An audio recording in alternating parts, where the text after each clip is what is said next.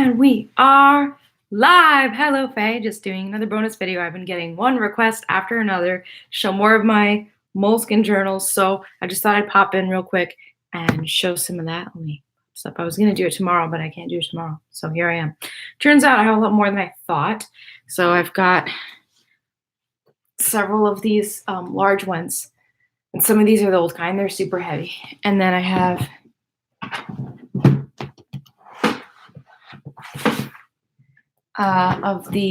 those are actually the extra large, and then the large size, I have this stack. This is the large, and these are mostly Sketchbook, and then there's a few soft cover in there and plain paper as well. So this is 1, 4, 5, 6, 7, 8, 9, 10 of these, and then 3 of these little ones.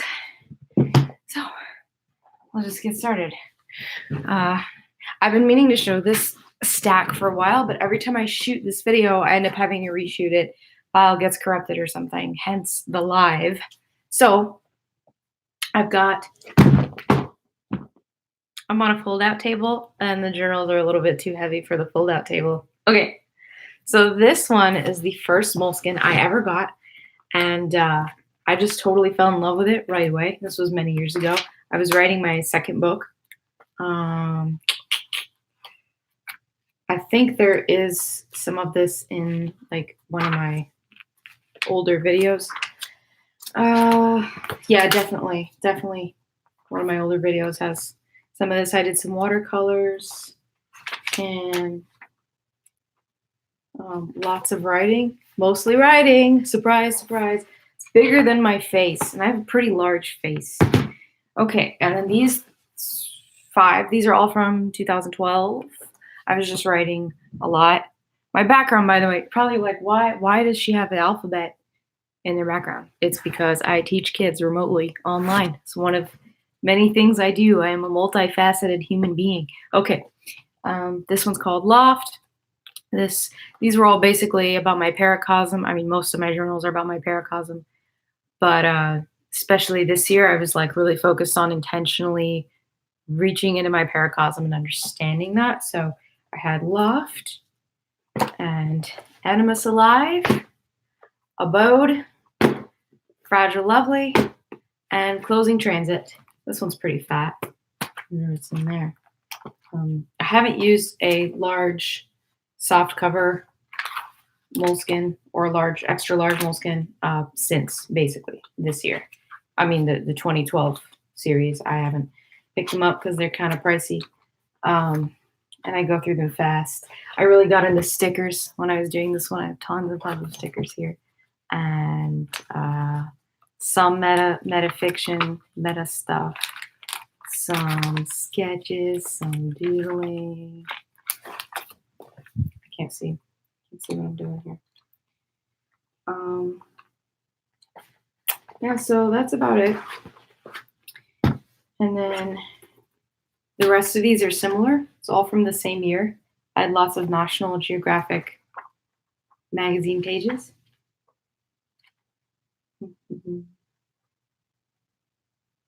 I wrote a list of reasons that I thought Andrew Garfield should marry me. This was a long time ago. I had a running story inside the journal that I would like go in and out of. I actually had that for several years. Really write about it so much now because I think actually that story was memories from someone else's life that somehow got electromagnetically like transferred to me. I don't know how else to explain it. Some people call it past lives. I don't know what to call it, but more on that later, maybe. Trying to decode all of that, maybe for a future video, because I think it could be useful in terms of characterization and conflict and empathy. So that could be useful. This is my inside cover. I like my inside covers. They're generally pretty cool. This was a really simple inside cover. And this one's really heavy, probably because of the ink. I was using these really inky pens, and I'd go through maybe 6 or 7 of them. So it got pretty inky. Did some painting.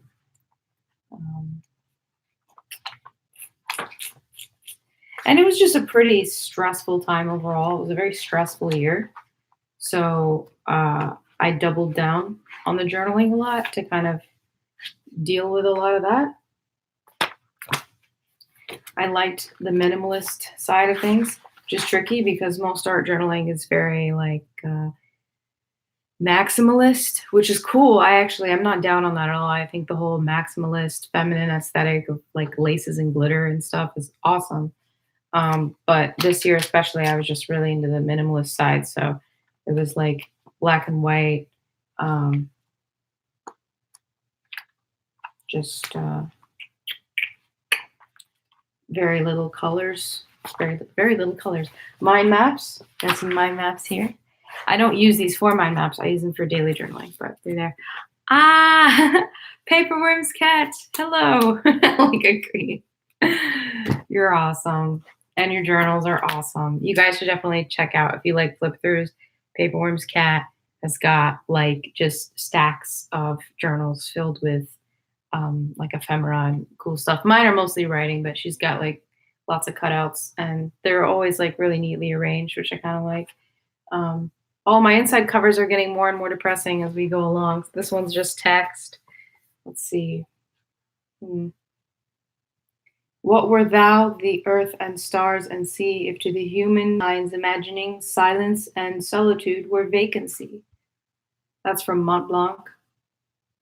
Somebody throw out the life raft. Somebody hold on to it. It's one of my favorite song lyrics. It's from Asylum, Into Asylum, something like that. Edmund Burke says, astonishment, as I have said, is the effect of the sublime in its highest degree. The inferior effects are admiration, reverence, and respect. Okay, that's not that interesting.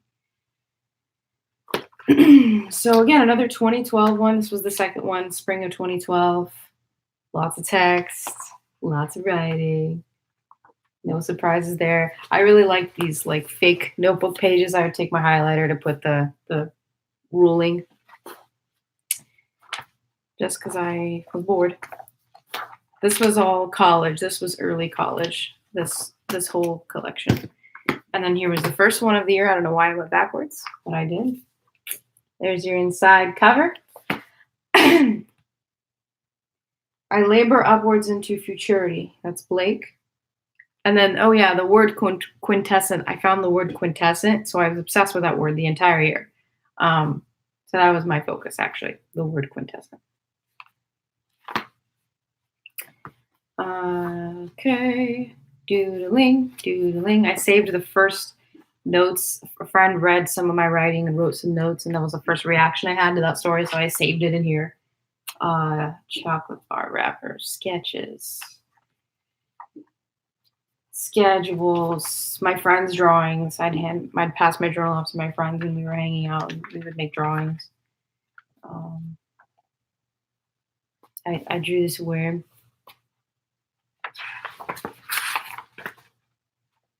I wrote a poem called All in Time. Not in here, but I wrote it, and then I wrote All in Time, and I painted it. So it was mostly phrases that were haunting me, and then all those memories, the quote-unquote past life, or whatever you want to call it, that I was decoding. I did a lot of that decoding in 2012, because as you get older, from what I hear, I don't know if I believe in past lives. I don't know. I don't know if the term past lives, I don't know if that term works for me. But we know that thoughts are electromagnetically charged, and I definitely, beyond a shadow of a doubt, have memories of things that have never happened to me, and they feel very distinct and very separate from like what I imagine. It feels like two separate things.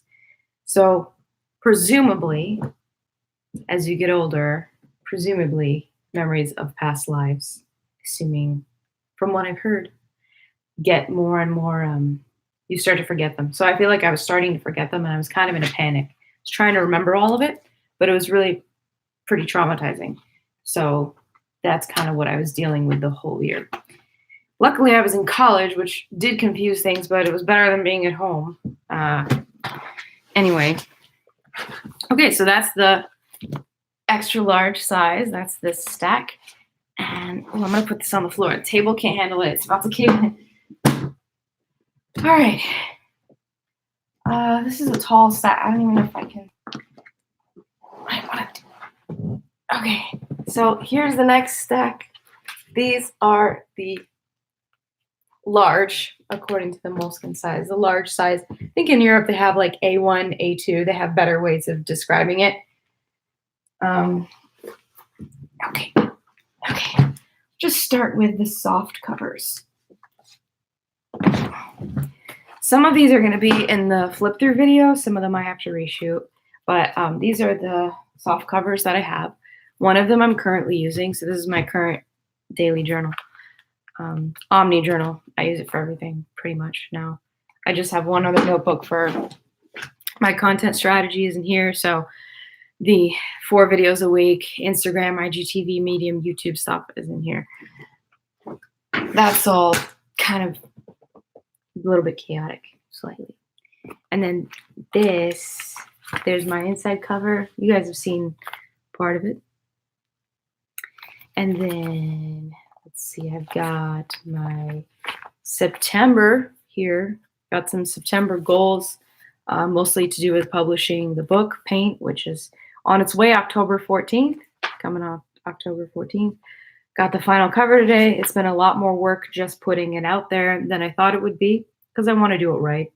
Typeset the thing myself, so promotion has been a bit of an issue. I don't know how much promotion I'm going to be able to do beforehand because it's coming out so soon.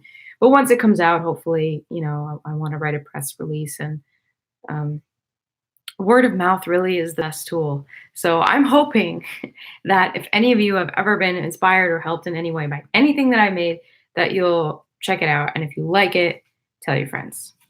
Or if you really hate it, tell your friends. That's almost as good. I just did this today because I saw Mercurial Milk. She does these journaling videos, and her style's a little bit different too. It's more minimalist like mine. And she pastes all these backgrounds on there, and I was like, oh, that looks easy. And then it took me like 20 minutes just to tape a piece of paper to a piece of paper to glue it. I'm not good, you know, I went to art school, I practiced this stuff. I spent hours learning how to measure and cut and glue. That's more than the average person, and it's still really hard for me. I'm not good with sensory things. I mean, I'm not bad at it, but it doesn't come naturally to me. I have to really make an effort to line things up, glue them. Anything that requires, you know, my senses is just very draining. I think that's why, even though I love art journaling, it's definitely more writing than art for the most part. Painting is a little bit different. I can deal with that. So this is my current one. I don't think it has a name yet. It's a little bit late to have a name, but it doesn't matter. This is the California journal. Filled this up in a week. There's a flip through of this on my channel. So there's a more detailed flip through, but it's mostly ephemera and writing, and I wrote a couple stories in there. And paper clips in the back. This is a great tool. Keep some paper clips in the back just to have them on you, and then I take parts of sticky notes, especially in my large production notebooks, which are not here because these are just my Moleskines, but I take pieces of Post-its and I make like a Post-it doc. I use them a lot. So pro tip. Okay. This one just released, I think this Friday. I put out this flip through. I don't know why I'm like in such a hurry. There's no hurry. I'm going to slow down. I guess it's because every time I sit in a chair, I associate that with like day job, and I want to get out of the chair. Sitting is really bad for you. Even if you're blessed with a wonderful chair, which I'm very grateful for, it's not easy. So this is Opacious. I was doing calligraphy while I had this one, so there's like some cool calligraphic shapes in there. This is the dot grid paper. I'm a huge fan of the dot grid paper. I don't have a lot of it. Most of the Moleskines here were gifts. Most of my Moleskines were notebooks I got as gifts. So that's why they're kind of, you know, they're a little bit random, some of them. But had some ink. I was learning how to do bookmaking at the same time, so there's lots of measurements. See, this what I was just saying about how I have a hard time with the cutting and pasting and gluing, even though I've spent literally hours upon hours learning how to do that in art school, which is more than most people. That's what I was doing here. I was learning bookmaking. I really applied myself, and I did okay. It's just, it's tricky. But for me, I mean, it makes me even more glad that I studied that in school, because it's something that's basic skill, fine motor skills. That's all very basic stuff that is just not, for whatever reason, doesn't come naturally to me. So art school was great for me in that respect. This is when I was just starting to write paint. It's coming out October 14th. I just found this right now. I remember this. I just started my notes here. See, it says paint. This is when I started my notes for this book. It says, oh, wow, okay. So it wasn't about a woman initially. It was about a man. Patrons, young male artist, starving artist type. Oh, and then it says she. So maybe I wasn't sure if it was a man or a woman. And then I had this line that I wanted to be the first line and the last line of the book. But I didn't, it's not in the book at all. I took it out. And then I wrote shebooks.com. Oh, I had found this website, this little printing press, and I was going to write it for them, but I'm doing it myself. Anyway, that's fine. Whatever. This was years ago. Susie Blue promoted my book on her Instagram today. And I love Susie Blue. She's my art journaling mama. You guys got to check her out. You got to check, if you like journals, you got to check out Paperworm's Cat. She's there. Your Curial Milk. And then, who's the other? Susie Blue. I think it's Susie Blue Tube or Susie Blue. Anyway. That was kind of exciting. When the people you watch are like talking about you all of a sudden, I like that. It's exciting for all of us. Okay, there's a whole video just of this journal, so I'm not going to go into detail. This is the underwater blue color. And for any of my flip through videos, you will find links to that journal in the description. So you can get them if you want. Those are the soft covers. The hard covers.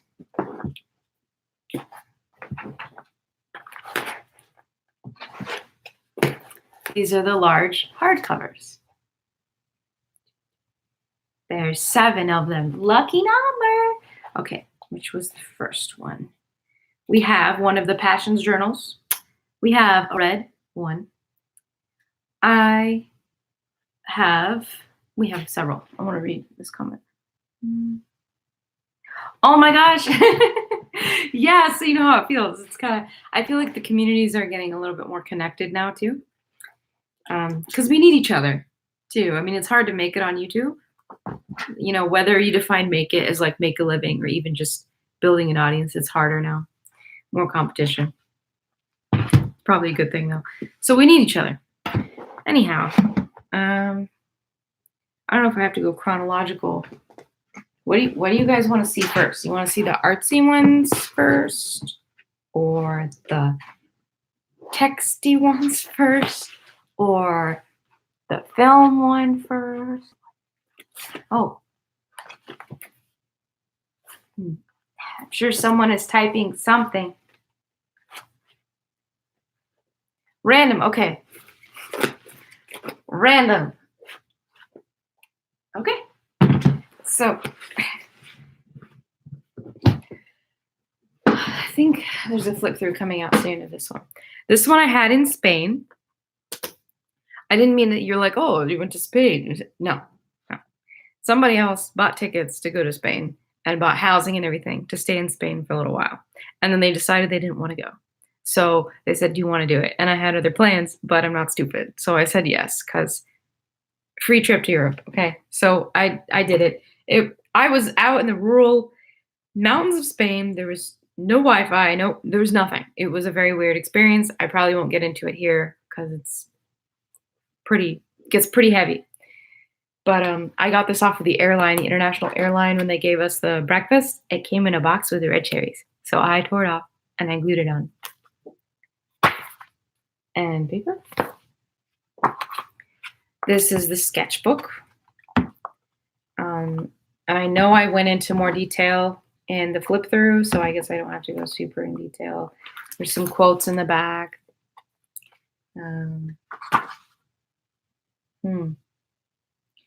Books are paths to lands of pleasure. Books are keys to wisdom's treasure. Books are friends indeed. Come, let us read. If you are not reading, I don't know what to say to you. You don't have to love reading, but everybody's got to do it. It's like exercise. You got to do it. If you're literate, you need to do it. I hate exercise. I will never enjoy exercise. Sometimes I get to a point where it's tolerable and I feel good afterwards if I do it for many weeks at a time, but I'm never going to be an athletic person. It's not my nature, but I do it because it's just for my health. It's important. So that's the same with reading. You have to read. Tangent over. I got some photos. I think I actually glued in the photos before I went to Spain so that I would have just a few things on the pages. Hey, Micah. Dark pink one. Cool. I've never had the funky colors other than the blue. And then the red one, well, we'll get to the red one. Drawing or stuff. Some doodles. I don't want people, it's pretty easy to read writing if you do a flip through with writing in a journal. So that's why I'm a little cagey about it. Like there's that person that's gonna pause and try to read everything. You know, but lots of letters to Alan. Water, he said. Water, water, water, water, water, water, water, water. I saw a video about repetition today and writing, and it was basically down on repetition. But I've always been really obsessed with repetition, because if you say a word multiple times, it calls to mind every meaning and subtext in that word. You know? Like the title of my novel, Paint, I was very intentional about that because paint is a noun and a verb and potentially other things. It's a paint is a type of horse, and the main character is an equestrian. It's a verb, it's a noun, it's a material. So I really love that. I love plugging into the subtext, the double entendre of a lot of words.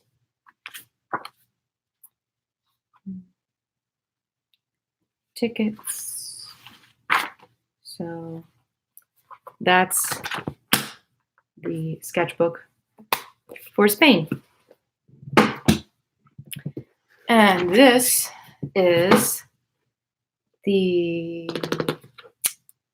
one of the first Passions journals that came out, you know, the Passions collection or whatever. I think I got it as a gift. It was like really expensive when they first came out. And again, for the same reason that I said that you should read even if you don't like reading, I got the health one because I knew that was the one that I needed and it would motivate me to exercise. And for a while there, it did. The Passions journals are actually really high quality. It's got like a thicker elastic. It's got 3 bookmarks. I don't know if they still do. I got a like list of vitamins here. It's got sections, schedules. You can put your schedule. It tells you what foods are in season at what time. Like, you know, little random bits of information that are in the front matter, which at the time was really exciting to me because actually it was exciting to a lot of people that they were producing notebooks that had content in them. I mean, I think if you look back, this is kind of a new thing, like all these gratitude journals and the journals with artwork in them. And it's really common now, but it used to not be that common. It used to be that you'd go to Barnes & Noble or you'd go to Borders and the journals had different colors and they were all the same in the inside. They were all wide ruled, all the same. And now they have things in common, you know, matter inside, things that get people to actually buy them, images and stuff. So you have these tabs along the front, like the personal goals, exercise log, diet, general health, inspirations. And there's a limit. I mean, each section's pretty small. So if you log every single workout you do, you're going to run out of space pretty soon. But I used to log every single time I went to go horseback riding because that's not super often. Asks you for intensity, the amount of time you worked out. I'd take some notes, what I progressed on that day. The Passions journals come with stickers too. Sometimes now I'll record, like I was doing a 30 days of yoga, so I put that in there. Diet. If I notice any changes, major changes to my diet, I'll put that in there. General health. Every time if I end up going on some kind of medication or supplement, I will put it on here. Games and sports has like, you know, these modules. Each one is like you put the challenge level, the event, the participants. I never really used it, but I don't know. And then you have this inspirations section. So this is blank, somewhat blank pages. I put like a quote from The Crossing. No, All the Pretty Horses in here. And just some quotes and like a little health thing that I did. Pictures of horses because I love horseback riding. So that inspires me to stay fit because it's expensive. So when I get on the horse, I want to make sure I'm fit enough to actually make some progress. And then in the back, you have more sections, but you get to label these yourself. So you can put whatever you want on those.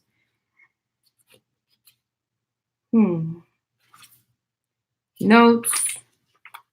Oh, YouTube. I had a YouTube section. It actually comes with a My YouTube sticker in the Fashions collection. Music, notes, more sections for horseback riding, how to do different cues for the horse. Depends on their training too. Balance, rhythm, contact, impulsion, etc. The pocket in the back of the Passions Journal is a double pocket. So it's got like two, you know, sections. I don't have a whole lot in here, but they come with these little like kind of instruction packets. I remember this being very novel at the time. Oh, cool. You had a pregnancy journal? Man, that's so awesome and like beyond my scope of understanding. Okay. That is a health journal. I'll be back in seconds.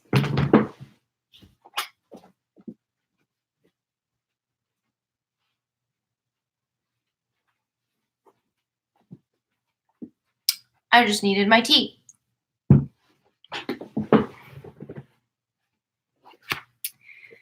We've all seen this one, right? So here's the first. This was my first Moleskine sketchbook.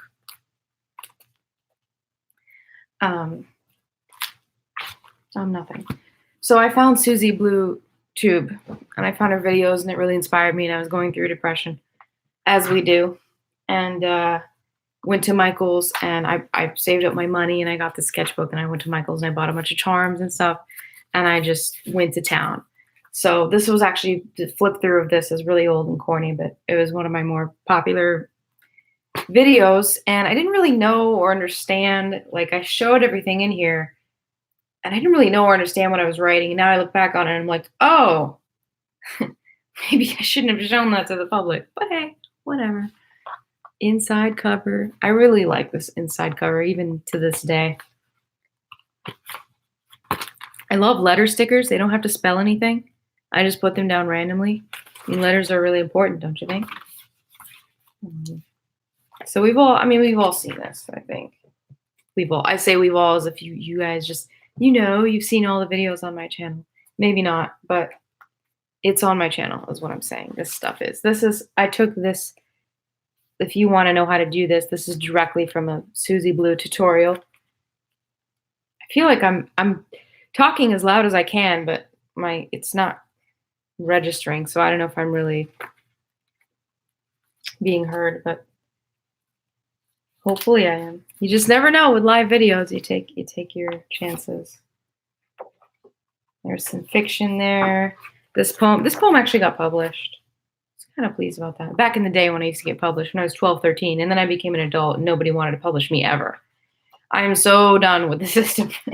Let me tell you, I've just about had it. I have sent about everything to everywhere and spent so much time and money and energy. And then I discovered Medium, and I was like, what am I doing?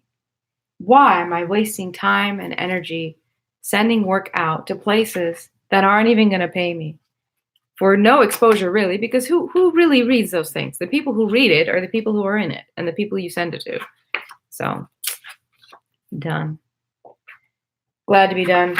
The publishing industry as it stands lives to support those who have already made it because they want to take sure bets. So, oh, thanks. Good to know I'm loud enough. So if I ever make it and I get, enough of an audience, then yeah, maybe I would get an opportunity to do traditional publishing, and that would be awesome. But I just don't think it's really built for new writers. Oh, my kitten. My kitten.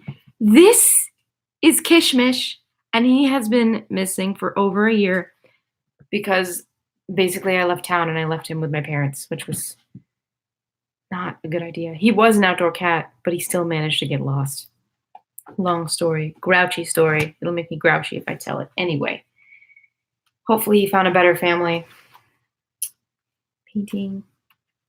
He was the coolest cat in the world. This cat, he's a Maine Coon cat.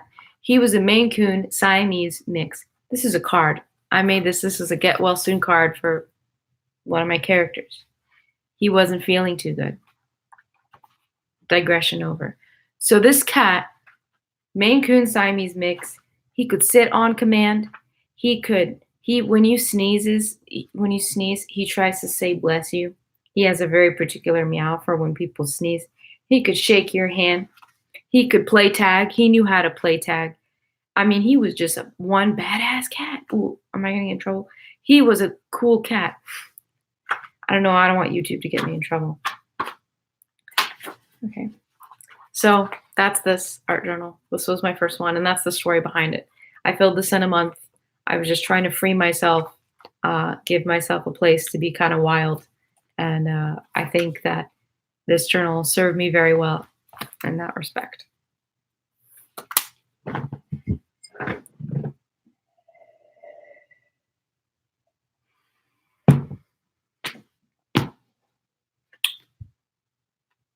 Delta Phi.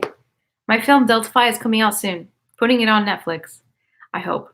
Netflix or Amazon Prime. Haven't decided yet. I have to actually order my distribution package this week. I'm pretty busy. Anyway, so you'll get to see my weird film. It's very weird. It's about a novelist and her characters who don't really want to be in a book, and it's sort of a documentary about them. But I had 8 months to do the whole thing, and my AD quit halfway through, so it was an experiment, but I get to say that I directed a feature, so it was a win. It's the film that South by Southwest really hated. Didn't get it anywhere, so I'm just going to take care of it myself. Anyway, so this was for that. This was my pre-production notebook for Delta Phi. There's the logo for Delta Phi. It's awesome. My cousin made it, and I really like it. It's got the triangle for Delta and then the swirl for Phi. My character archetypes are named after Greek letters sometimes, so that's why. Here's the inside. So for film productions, I do like a pre-production journal, and then we have 2 production notebooks. We have a production binder that's for the assistant director on set. I haven't done this in over a year, but that has the script. It has the annotations for the script for every single line. So you go through your script and you write the context for every single line. You walk through that with your actor. There's a copy of that laminated. We keep that on set all the time. That's just the way that I like to do it. The proposal I keep in the production binder. The summaries I keep in the production binder. I just have a big fat binder. I should make a video of my production binder. And then the AD gets that when she comes to set. She has that, and she's looking at it the whole time that we are running through. Shot list is in there. That's for one part of production. The other production notebook is for rehearsals and notes. And I try to learn more things about production as I'm going along. And so I put that in the production notebook, which varies from project to project. This is the pre-production notebook. This is before I wrote the script. So this was me planning in my head kind of what I wanted to do. And it wasn't the most resolved idea I had, but I decided that since I had resources, I was still in school, I wanted to do the riskiest thing first to get it out of the way. Like I knew it wasn't going to be ideal. I just wanted to get it out of the way. So I knew I've always wanted to write a story about a novelist interacting with the characters in her head. So I thought, let me just try it so I can get it out of my system and I know it works and doesn't work. And I came up with Delta Phi. So these were my early notes for Delta Phi. I started using social media around this time to promote the film. I started using Instagram. I don't know how successful all of that was. Yes, so this stream should be, yeah, if you need to go, it's fine. I think it should give me the option to just keep it on my channel. And so what I'll do is I'm going to put it, I have a new playlist on my channel now called Live Shows and Bonus Videos, and I'll put it in there. if it lets me. I've never done it from my computer like this, but it should let me. So yeah, if you should go and you want to check it out later, actually it'd be great if you check it out later because I need a lot of watch time and it would be really awesome. So, so yeah, you can find my old live streams on there too. And I know live streams are a lot longer and they're harder to get into, but they're honestly really deep. Yeah, no problem, girl. Anything for you. And Katura and I have had some really deep conversations on some of the older live shows. If you want to fast forward a bit, there's some real meat in there. You have to wait for it because they're long. But if you have a long commute or something, there's a lot in there. So I had the visual motifs for my film. I had these keyholes, keys, shots, shot by shots. I was trying to draw a cute boy I saw in a cafe. I was not successful. I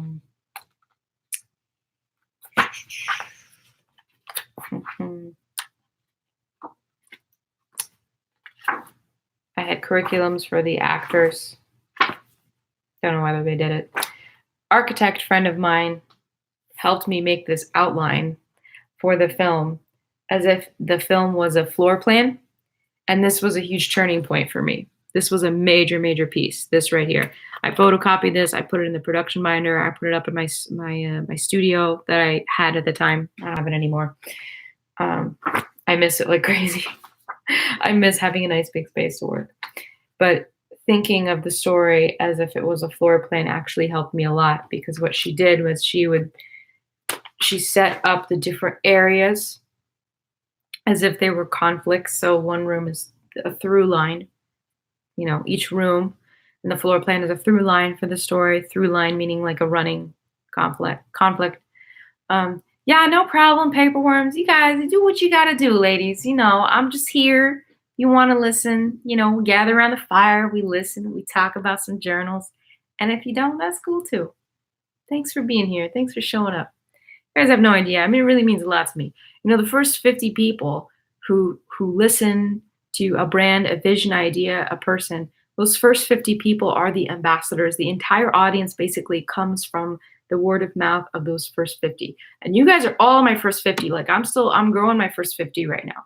So that's really important to me. And your engagement it's part of something bigger. I think it's important to me because I'm trying to build, not even build. I want a generation of highly empathized people who reach the next level of consciousness when it comes to fiction and the things that we invent. And everything I'm doing, I always say it's all connected. I promise you it is. You might not seem like it is now, but it's all connected, especially because just on a practical level for me, I need to make this work. I need to engage in long hours of deep states of focus in order to execute some key parts of my vision. And I can't do that unless I'm doing what I'm doing right now, which is I'm working remotely and doing content. And that's great. And a lot is hinging on this book release. I'm sorry for this side rant. I'll get back to the floor plan, I promise. But a lot is hinging on the book release. And if this works and keeps working, I'm going to do it as long as I can. And if it doesn't work out, I had a high-paying day job before. I might have to go back to that, which I don't like to think about at all. Going back to a day job of some kind. It sounds spoiled of me to say this because I'm in a first world country and it's like, oh, you're a first world country. The fact that you can build a living working 8 to 10 hours a day is a privilege compared to most parts of the world. But it wreaks havoc on my mental health, just wreaks utter havoc. So I saved some money so I could get a chance to come back to this. I still work, I get up super, super early in the morning. I get up at 5 every day. I still work. I'm putting on a lot of content. It's not that I'm not working, but I need to be able to build this vision of an interconnected metafictive story, right? So through fiction and by means of teaching fiction, I need to be able to do this. So this is all part of that. And the more that this works, the closer I'm getting to being able to do that and give everyone else more opportunities, because there's a lot of people out there. You got your paracosms and your world, and your inner world is something that you want to share, and you need and deserve more opportunities to do that in a way that's sustainable for you and that's healthy. So this is all a part of that. So thank you for your attention. Anyway, she drew a floor plan. Each room in the floor plan was a conflict, and then we would go through character by character and draw his path or her path in the house. And that really helped me conceptualize it, especially given that it was metafiction and everything. So, great quote from Nabokov, or about Nabokov. I found this. This is excellent. I know I shared this in an upcoming video. I'm going to share it again. In Vladimir Nabokov's Signs and Symbols, the deranged son suffers from a fictional disorder called referential mania, which causes him to perceive everything around him as a veiled reference to his own existence. And that, quote, phenomenal nature shadows him wherever he goes. That's a beautiful thing. That's really just a sign of character knowing that he's fictional. Fragile Handle with Care. Another studio journal. This is a hardcover, plain paper, not a sketchbook, just like a plain paper one. Lots of big words. Not big words as in complex words. Big words as in I like to write with big letters. Quotes. I'm pretty sure this is coming up in an upcoming video as well, so I won't spend too much time on it. But there you go. Just a couple things. Again, minimalist, 1 or 2 things on the cover. I really like the hard covers because they can kind of take a beating. You can glue a lot of stuff on them. I don't do a lot to them, but it's nice to have that option. I'm running out of space. I mean, half the journals are on the floor and I'm still running out of space. So I tried to, with this hardcover sketchbook, I tried to recreate this experience. And I didn't quite get there, but I did a lot more, as you can tell. I had more resources too. I had like a lot of paint and stuff. I think there's a flip through of this. It's kind of older. It's, you know, paintings and just sketchy stuff. Quotes from films. Areas. I made like rooms. Here's a room. I made a calendar with all the pictures are black and white male model photos. I had a very particular look that I was going for my fake living room. Okay. I was young. This is old. I was in my teens.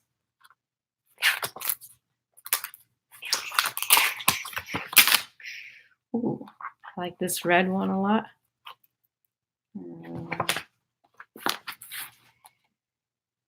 So just color combinations. I had a dream about North. North is one of my characters now.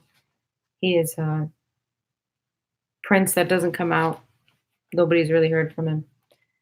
And this is about Arthur Rimbaud, the French poet, who I'm somewhat convinced that I might be related to him obscurely, even though we don't have any records of him having children.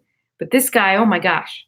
When I studied him, like when I learned about him as a teenager, I wrote like a 10-page paper on him. I got so obsessed. I read 10 books about him. Not 10, but I read a few books about him, cover to cover. I was really into his work for a while, and I still am.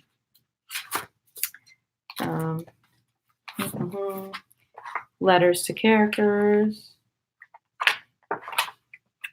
Dreams, visions, you know, the normal thing. This is normal for a lot of us. I don't know. Everybody has dreams, right? I dream basically every night. I can remember a couple occasions when I didn't dream in my life, ever. Can't be that unusual.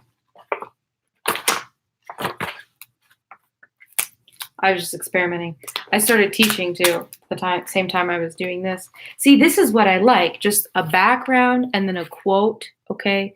I like this stuff, but it's really hard for me to measure and that kind of thing. So I think the sketchbook paper is probably better for me because you can kind of mess up on it and you can be not exact, but it doesn't curl and tear. Like it'll stay flat and you can kind of push stuff down on it.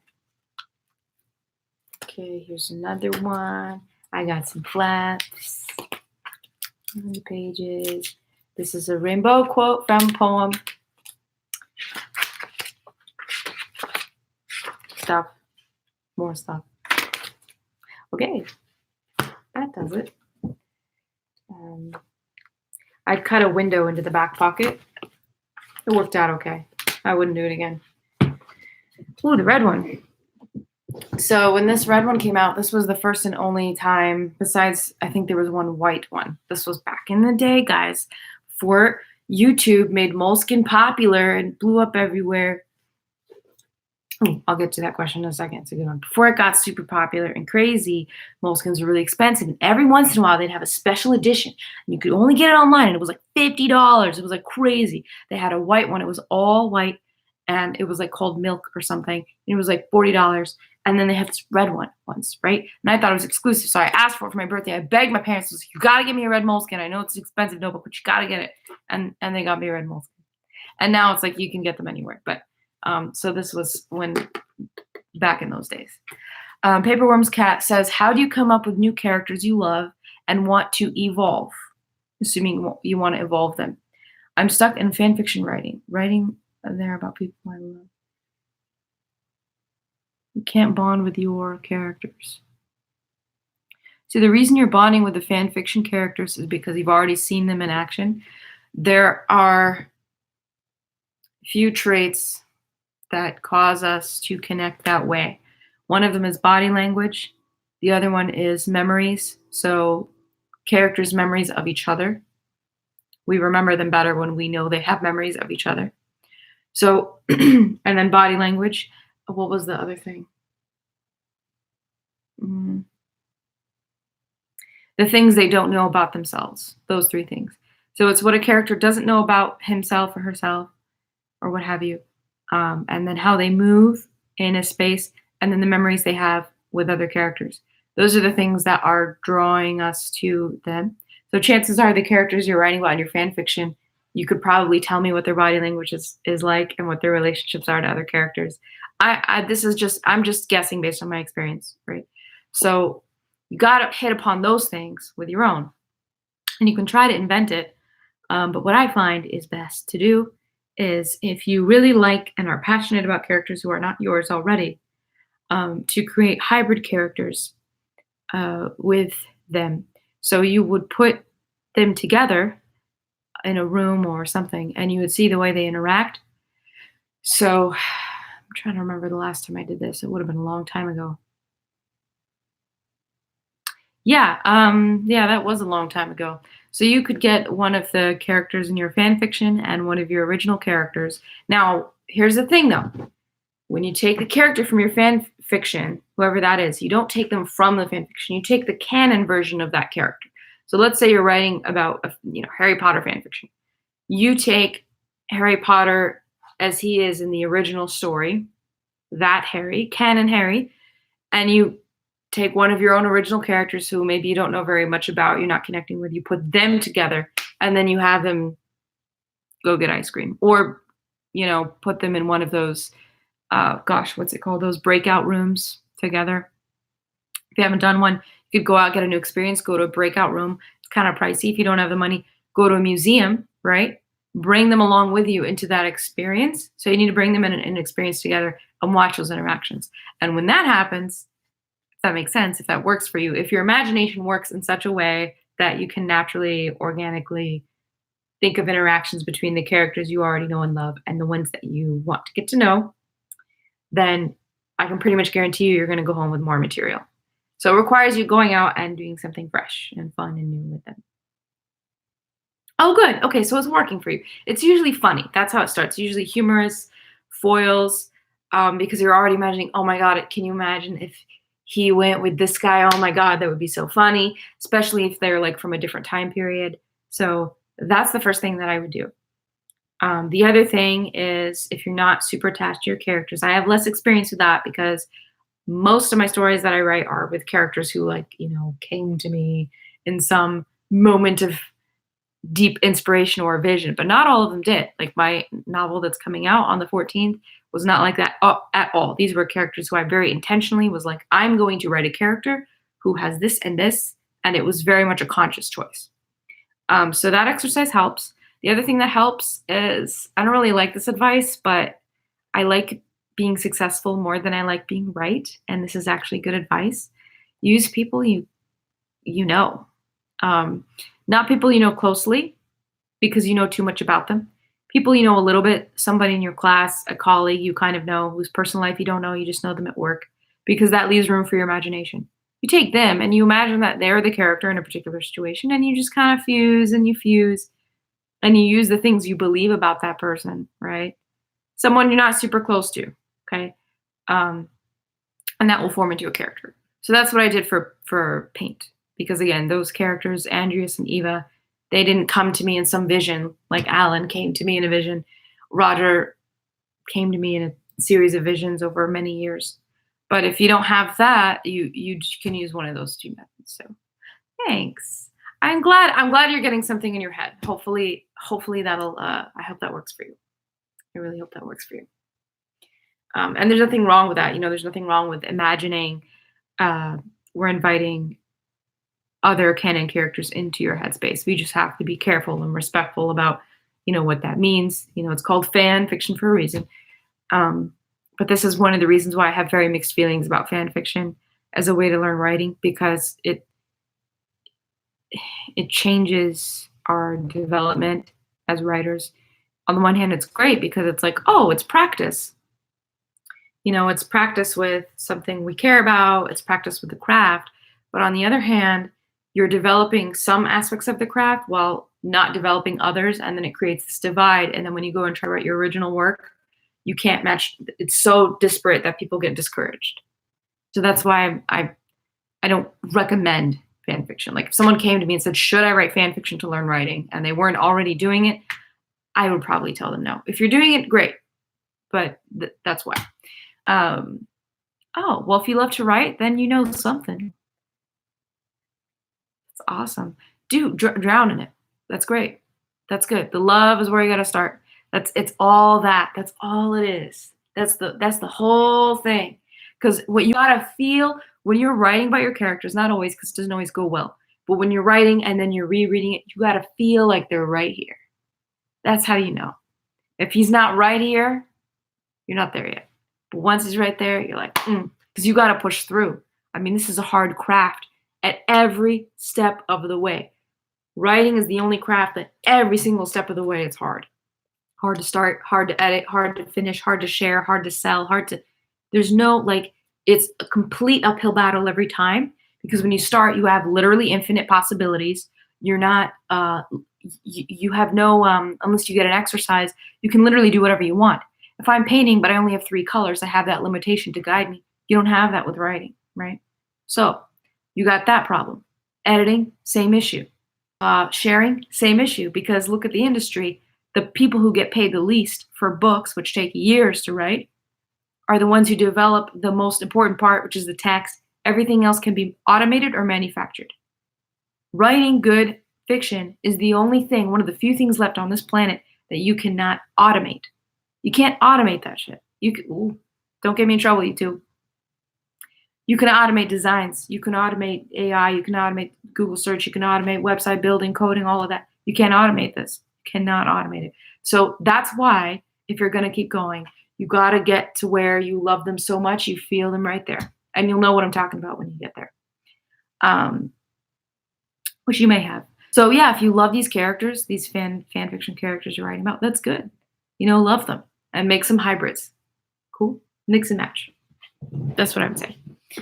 Here's a red one. Another quote from Rimbaud, the poet.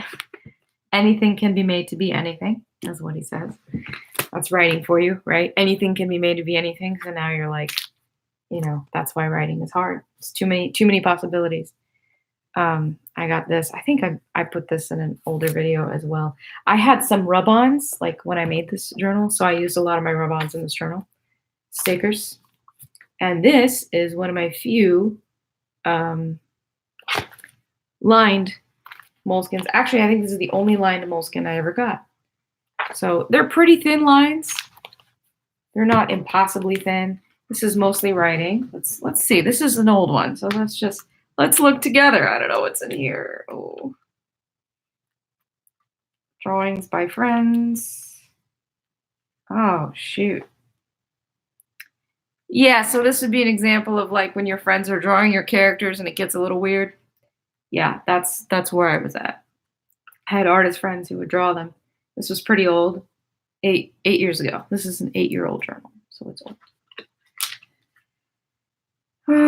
Okay, I like the word there. Now I'm obsessed with the word this. I've been obsessed with the word this for about 3 years. Before that, it was there. I'm so weird.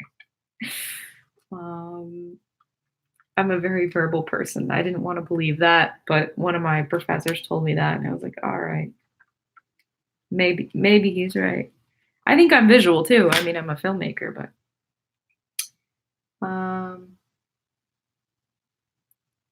okay.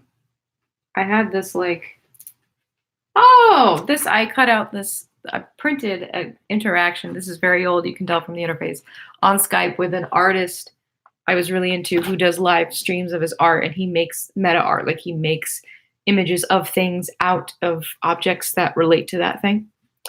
And he actually answered me, and I got really excited. And, yeah. So, oh, this is sort of cute. It's kind of naive. So, yeah, I was really excited to get this journal. It was one of those exclusive red moleskines that they said you can only get for 3 months, and now you can get it any color of the rainbow, baby. Okay. Those are the large size.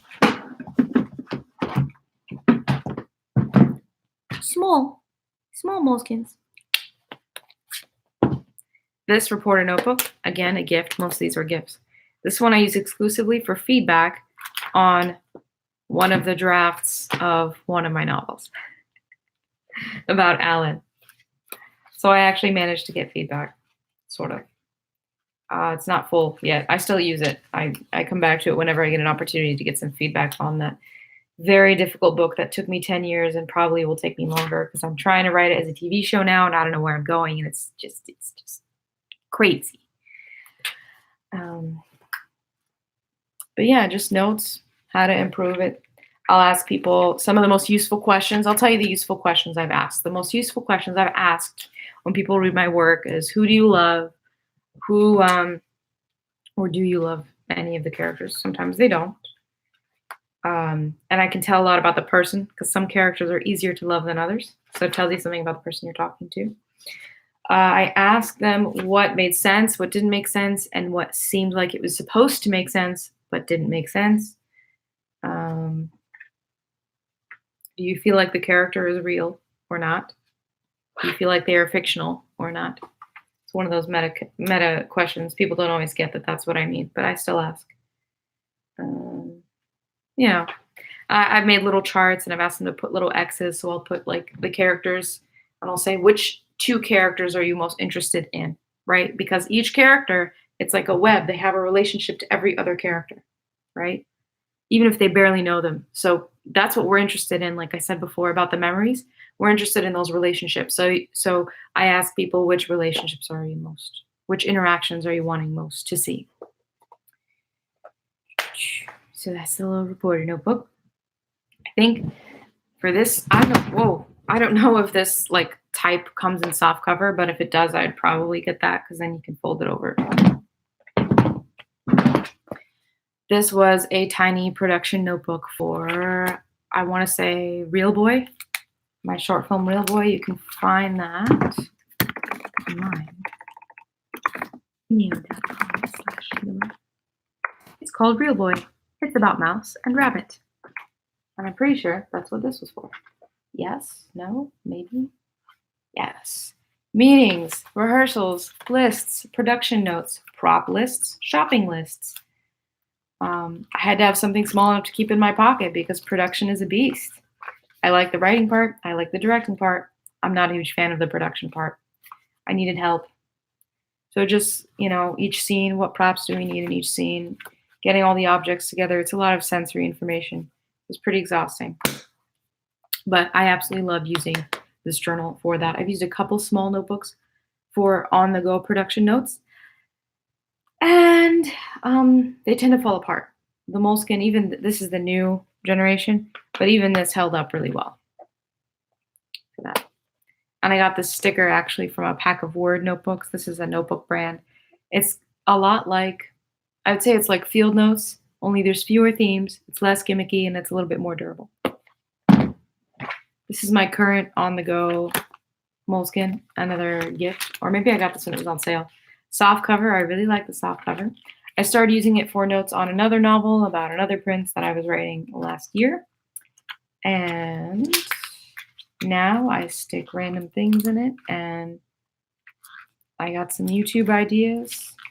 I just take notes on the go. And I also have a friendly raccoon guarding the entrance to the journal.